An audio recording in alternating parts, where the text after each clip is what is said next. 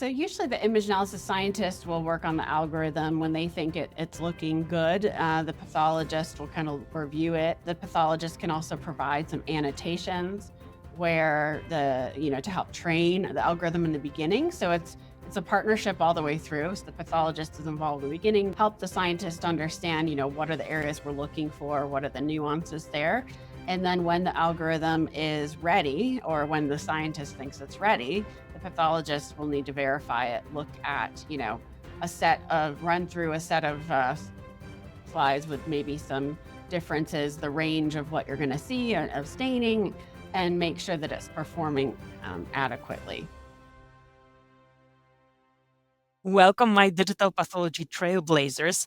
Today, I have a personally special guest. Today, my guest is Dr. Danielle Brown, and she's personally special to me because she is my mentor at work at Charles River Laboratories. She is also a leading expert in toxicologic pathology and toxicology with over a decade, or I don't know, maybe over 15 years or how many years, a lot of years, more than me, of experience in stereology and image analysis.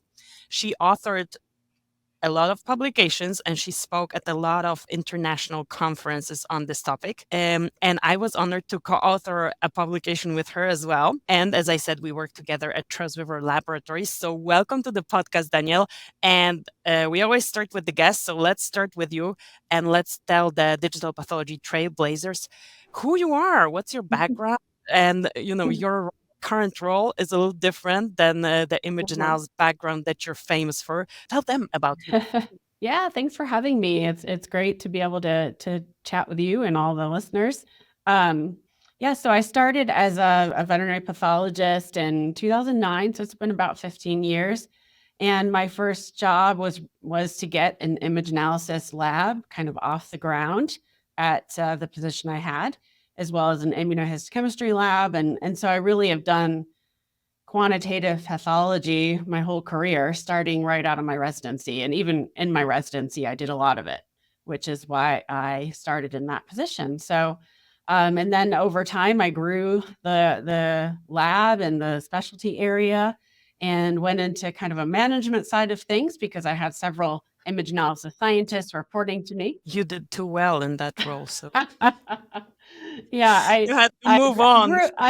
I grew the area, the specialty area. So I was managing several people, and then it kind of increased over time. I was managing pathologists, and then managing a smaller site for Charles River, and now my newest role. Well, I've been in it for 2.5 years now, which doesn't feel like I've been in it that long. But I'm the general manager for the Reno site for Charles River, which is a large site, about 700 to 750 employees.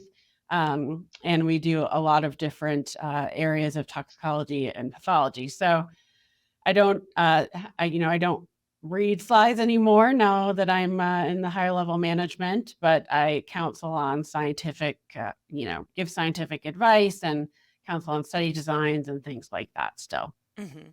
So let's, because the topic is image analysis, I want you to tell me what is the role of image analysis in preclinical drug development research?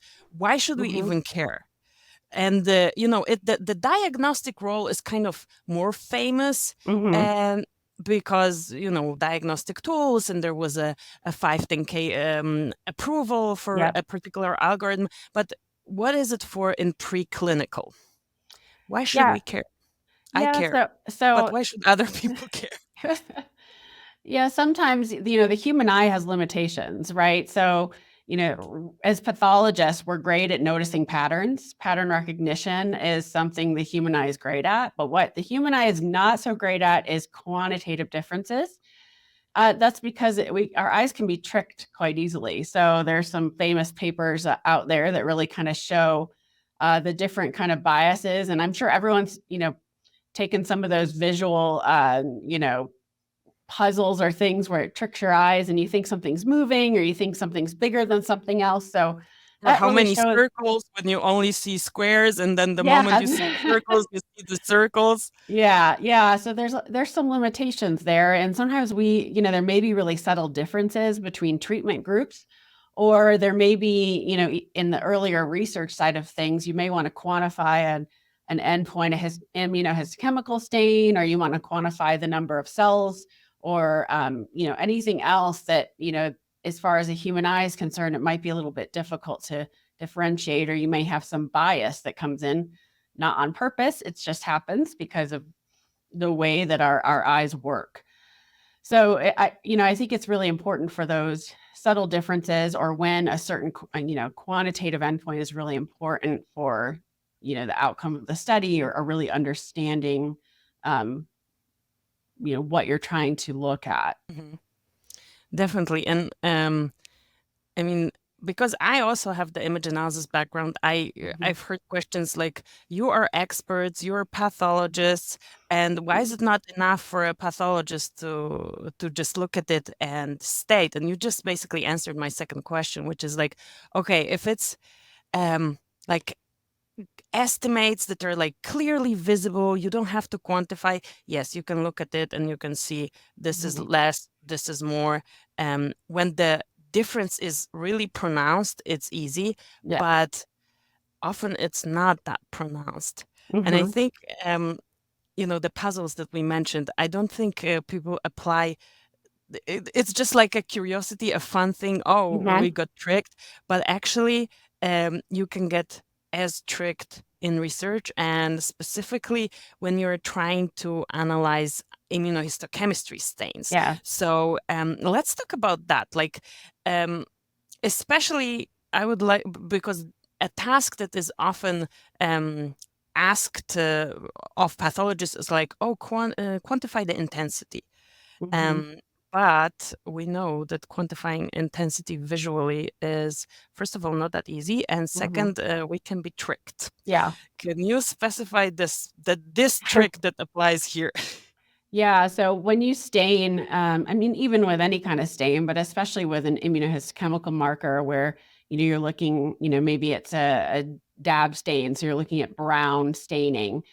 Your eyes can be really tricked in just how much intensity of staining there is, or maybe there's background staining, and it's really hard to differentiate that from real differences. So, for example, we always mix up staining runs, right? You never want to run all of your high dose or treated animals or something like that on one staining run. But even if you do that, you'll still have some differences that your eye may have a difficult time picking up, whether it's real or whether it's background. So, for example, I have a slide that I show in some of my talks, and it's a stereology study, but it's the same type of thing. It's quantification, right?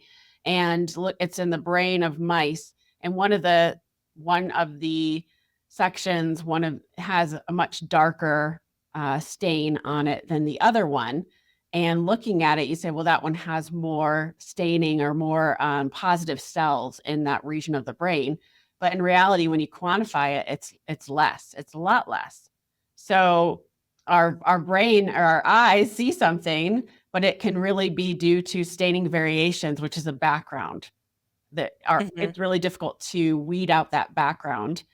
But when you train a computer, you can train the computer on the entire range of staining. And then the computer can actually pick out, what is real and what is not real a little bit better. But you really need a pathologist to recognize the change in the first place, right? It doesn't take over what the pathologist's role is. The pathologist is still very important to identify changes. And then the image analysis is kind of an adjunct tool to augment the results and really put an objective quantification to it. Yeah, let's elaborate on that a little bit, because often it's like, oh, if I have the pathologist, why do I need image analysis? Or if I have image analysis, why do I need the pathologist? The reality is, like what you just said, you need both. And like the simple way is, okay, you need the amount in image analysis to quantify, but you need the pathologist to know where to quantify. Yes. Did you have example, or do you recall any examples or situations where like the image analysis was top notch, but it was like from totally the wrong place on the slide, or the other Yeah. way around, the pathologist did the best they could, but actually they were visually or like neurobiologically not able to quantify? Do you have any examples of these situations Yeah, so where when we I was, actually needed both? when I was managing image analysis scientists, it was really important for me to work closely with them to make sure, because they weren't pathologists, they're very good at what they did, very good at creating algorithms, very good at, QCing those. But as a pathologist, my role was to make sure that they were looking in the right places and understood, is the stain supposed to be nuclear or cytoplasmic? So understanding, what part of the cell should be stained to help differentiate real staining versus background. Or I've done a lot of neuropathology, and with the neuropathology, you have different areas of the brain you may want to look at. And sometimes you have a stain that will stain in several areas, but you only want to quantify in one. So helping them understand the anatomy, and where to draw, regions of interest is very important as well. So it's really a partnership, between the pathologist and, the image analysis scientist. If the pathologist isn't the one running the algorithms, which we often have support staff to help us, it's really a partnership, and the pathologist plays a key role in that. And I think that's why it's really important to have an image analysis laboratory that also has pathologists on staff. Hmm. Yeah, I think it's a key component. Me personally, because I was part of such team as well, even before joining Charles River, and Mhm. now I also occasionally help out with those projects. I don't believe these projects where a pathologist didn't look at it. Mhm. Uh, because, simple things are okay. Stain was quantified in an area of necrosis, or Mhm. background stain was quantified instead of like a targeted stain. Mhm. But there are also a lot more nuanced things. So Yeah. one time I was part of a project where um, the stain was very specific in the samples, where there was lymphoid tissue where the stain was developed, and the stain was staining the lymphoid cells. And that was what we were looking for. And then in the tumor samples that were analyzed, the same stain stained very plump endothelial cells. Mhm. And the image analysis algorithm was like very precisely quantifying the endothelial cells. uh, and if a pathologist wouldn't look at it, um, nobody would know that these are not the cells that we are looking for. And it turned out later, after some research, that there are instances where this marker can also stain endothelium. We ended up not generating data on this particular Yeah. tumor because it was not what we were looking for. Even though the cells were perfectly stained, the quantification was like really good. The pathologist said, no, this is not what we're looking for. And they ended up scoring it visually, which I think is also an advantage of a project like this, because this Mhm. was a shortcoming that, like, there was no way to overcome it. The best Yeah. you can do is ask the pathologist, okay, are there a lot or very few, um, and not generate artificial data, even though if you don't know what these cells are, it looks perfectly fine. Mhm. So that was also my lesson learned from more nuanced stuff. Um, Next question. Question is, how does the image analysis compare to pathologist scoring in terms of efficiency? Efficiency, turnaround, cost.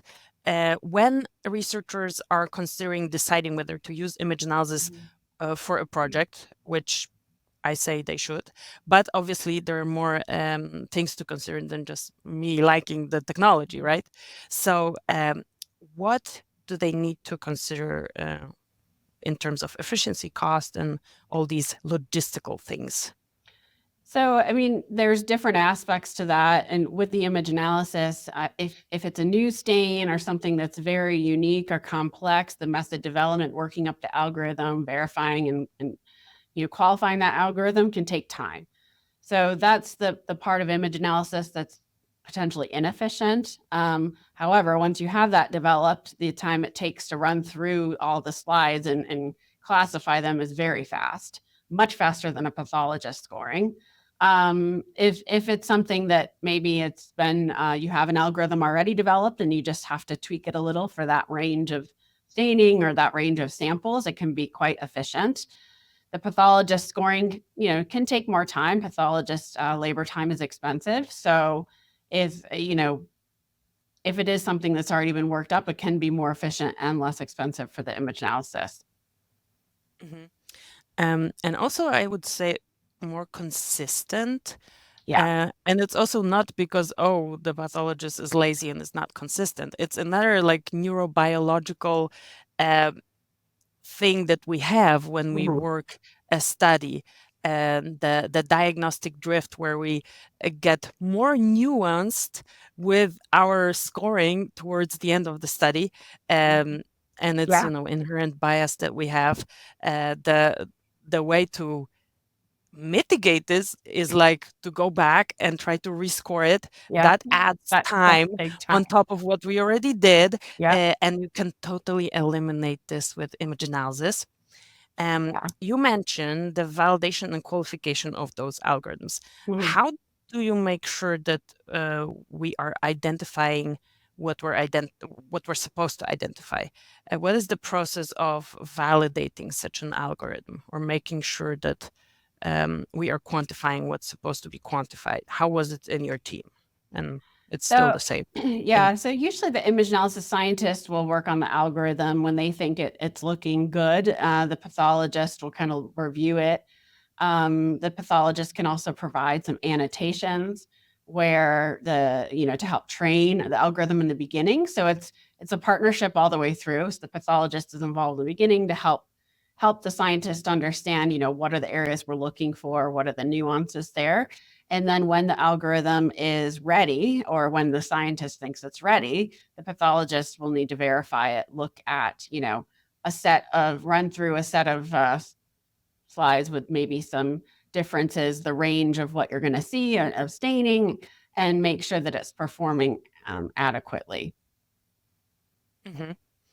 Okay, so basically a partnership both with the image analysis scientists, which, by the way, are always trained by the pathologist Yeah. at the beginning of the project, Yeah. so they know what they're looking for. Yeah. Uh, but to mitigate everything else and all the things that we just mentioned before, Mhm.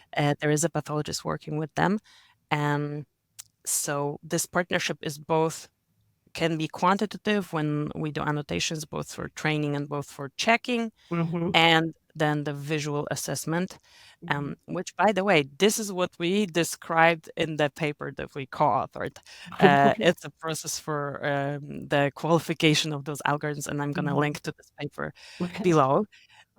So that was a cool work that we did together, and with some other colleagues from Charles River and across the industry. Yeah.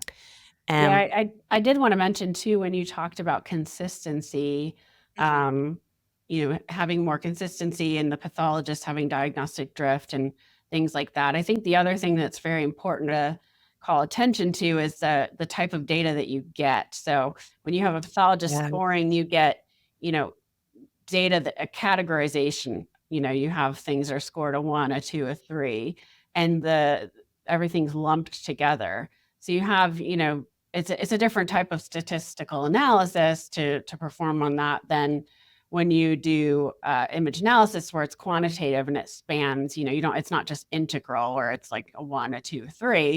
It spans an entire, infinite number of results. Mhm, yeah. And so the statistical analysis is different, and you have a lot more nuance between rather than lumping everything into categories. So I think that's an important thing to distinguish as well, especially when you're trying to look for differences that are small between groups and, really pull out any kind of statistical significance. Mhm. And I would also add to this one also inter-study comparability, because you might have different pathologists scoring different studies, Sure. but you want to compare the results. And we're humans, and uh, 1, 2, 3, 4, 5 can be different for one pathologist and than another pathologist, and and not because like anybody is wrong. It may be that the range in one study is different, so you Mhm. kind of subjectively divide it into those 5 buckets uh, according to the range in this study, whereas in the other one, it's going to be different, and your buckets are going to be defined by the range in the study. And if you do image analysis, you basically get the numbers, and you can and you know, okay, in this one it was so many, and the other one it was so many. Mhm. So that's a super important thing. Next question. Mhm. Uh, so we started with discussing how image analysis is used in discovery. And I think in the early research, this is a tool that everybody uses, often because they have a lot more flexibility than in the regulated environment. Mhm. And a lot of our studies, the Charles River CRO studies, they need to be conducted in the good laboratory practice regulated environment. Can image analysis be done according to GLP? Um, how how do we do it, and why is it important? Yeah, so that's a really good question.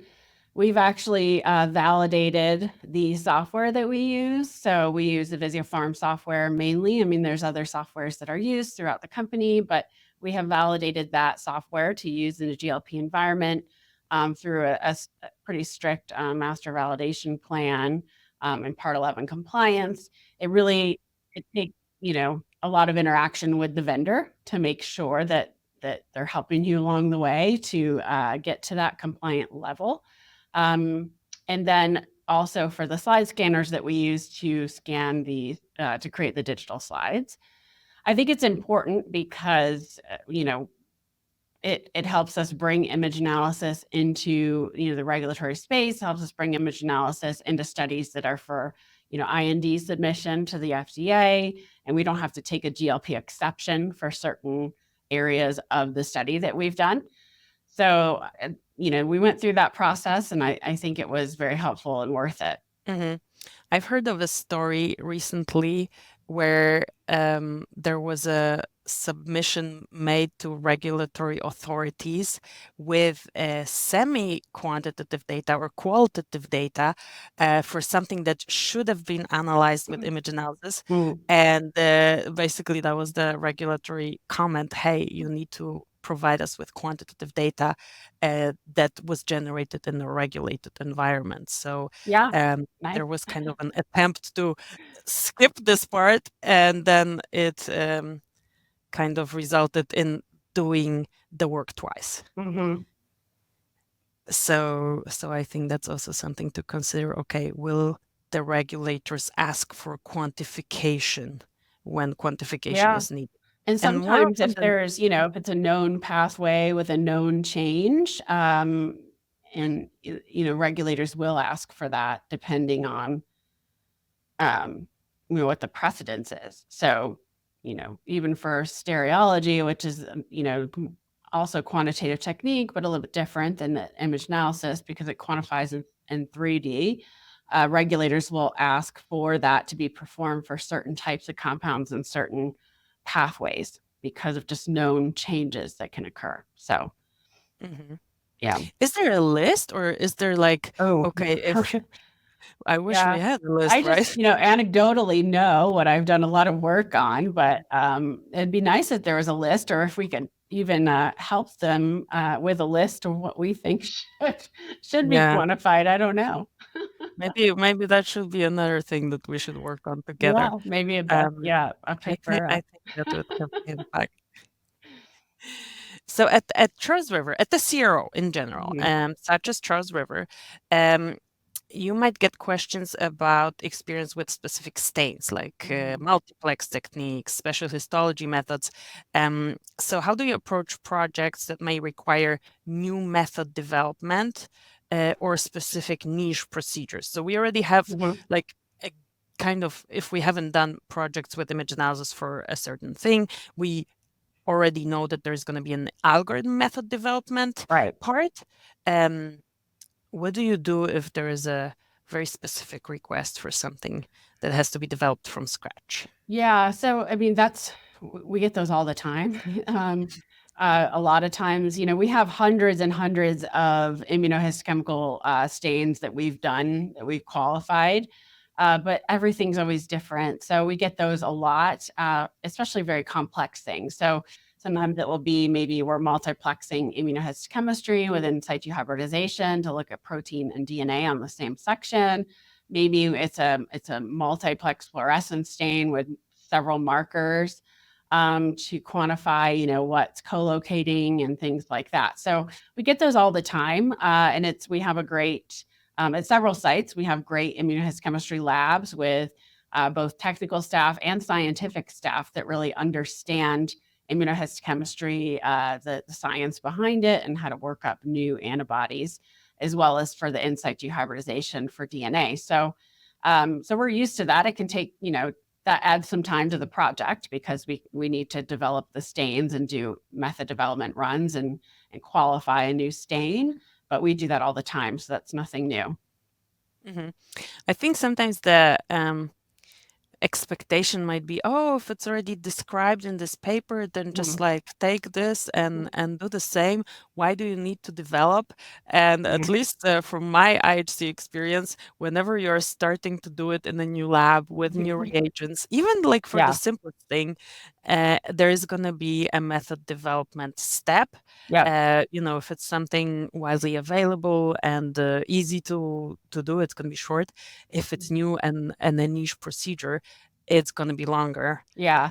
I mean, even the antibodies, if it's a new lot of antibody, especially if it's a polyclonal antibody, they're so different. The lots are very different. So, even lot to lot variation. So when we have a study, if we work up a method in one lot, we try to buy enough of that same lot through the entire study, because otherwise it can cause variation within the study, and we don't want that. So looking at a paper, often the methods aren't especially detailed. They don't say, did we do this type of antigen retrieval?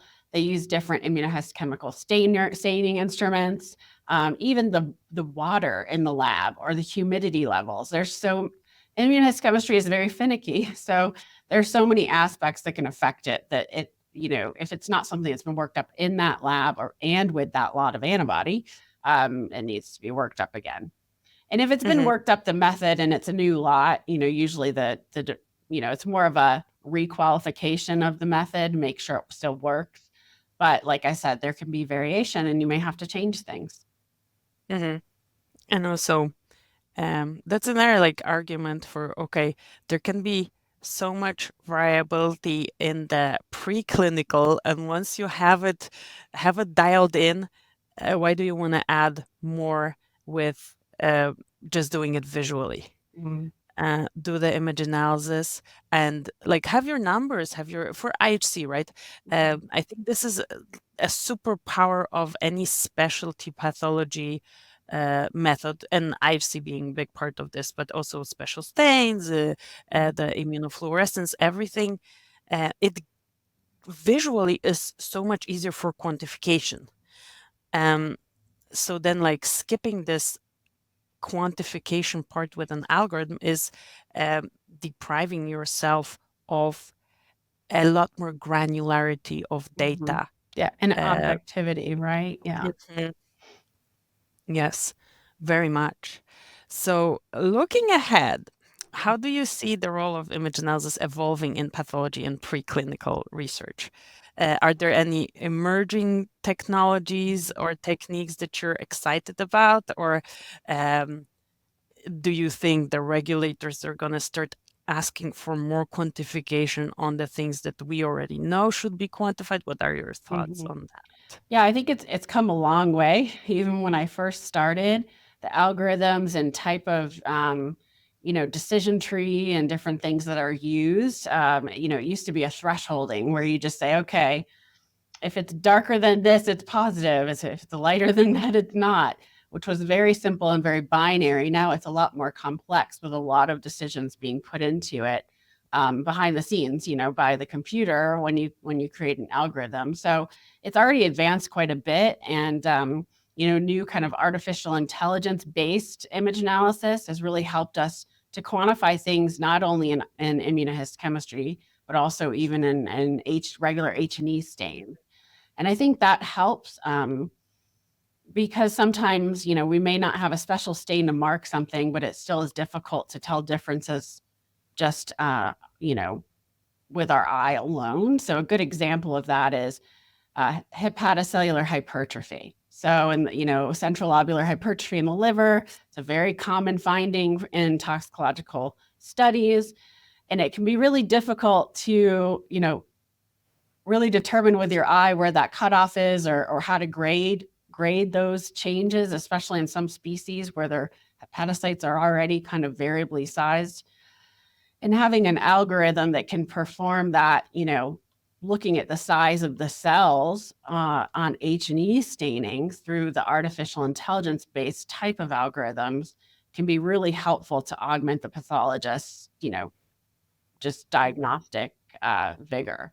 So I'm really excited about more of that coming. And, of course, that future state of having great artificial intelligence to weed out all the control and normal and just have the pathologist look at abnormal would be wonderful. That's easier said than done. We're still a ways from that. But I think, I concur we're with getting that. there with different tissues and findings. But I think looking for what are the findings that are really difficult for the pathologist sometimes to differentiate between the groups, and the hepatocellular hypertrophy is one that's comes to mind pretty quickly for me. Mm-hmm. Yes, you know what I have noticed, because I think for us it's like obvious already. Image analysis is part of the methods that we can use. But when I talk to people, to researchers, sometimes they don't know it's an option. Mhm. And sometimes they don't know it's an option in a regulated framework. Yeah. It's a GLP option. So I think getting the word out there is going to help those researchers as well. Because every now and then I have conversations like, oh, you can do it? Really? Under GLP? What can you do? I'm like, depends on what you need to have quantified. So talking about it, in a podcast, in publications, everywhere, still has its value. Yeah, I agree. I think it's we have a lot of publications out there, but I think it's still something it hasn't been ingrained in us for decades, like a pathologist reading slides has, right? So it's still something we need to get the word out about more about the value of it, about being able to do it in a regulated environment, and the difference between using it for early research and using it for more of that safety assessment. I mean, it can be used throughout the entire span of the program. And it's a funnel. You're going to be using more of it at the earlier stages. And then as you narrow down your discoveries, as you narrow down the amount of compounds you're working with, and you characterize them better, you're going to be using less of this. Being aware that, okay, you can do it at both stages is super important. And like you mentioned, okay, this pathologist just looking at normal is a little bit of a different application than quantifying to know the exact difference between the doses, between treatment groups. So these are two different applications of the method, and they're going to be running in parallel. So it's not that, oh, now everybody is using AI to weed out normal, abnormal, and speed up the read, and now you don't need to quantify. No, it's a different application, and you still need it wherever you need it, right? Yep, I agree. Yeah. Thank you so much. Thank you so much for joining me today, Danielle. Thank you so much for all your work that you've done to promote this technology, to promote the use of it in pathology, and for being so successful with your image analysis group that you got promoted. But the scientists there are still working on this. This is what they do for all different studies. And I sometimes take part in those projects as well. Well, thank you for being such an advocate and for doing all of these additional things above your day job. And if anybody is interested in actually doing image analysis on preclinical studies, on biomarker discovery, whatever you need image analysis for in your biomedical research, I'm going to leave a link to the Charles River page where you can inquire and tell us about your needs. And we're going to be more than happy to get in touch with you. Yeah, definitely. You have a wonderful day, Danielle, and see you later at work or on Teams, because we both work in different locations, Yeah. but we communicate regularly on Yeah. Teams. Yeah, thank you for having me again, and you have a great day as well. Thank you so much for listening till the end. This episode was very preclinical and toxpath specific. So if you are in this space and you're interested in doing image analysis projects or want to outsource image analysis projects, be sure to check the link below and inquire about what Charles River Laboratories can do for you in terms of GLP compliant tissue image analysis. And I talk to you in the next episode.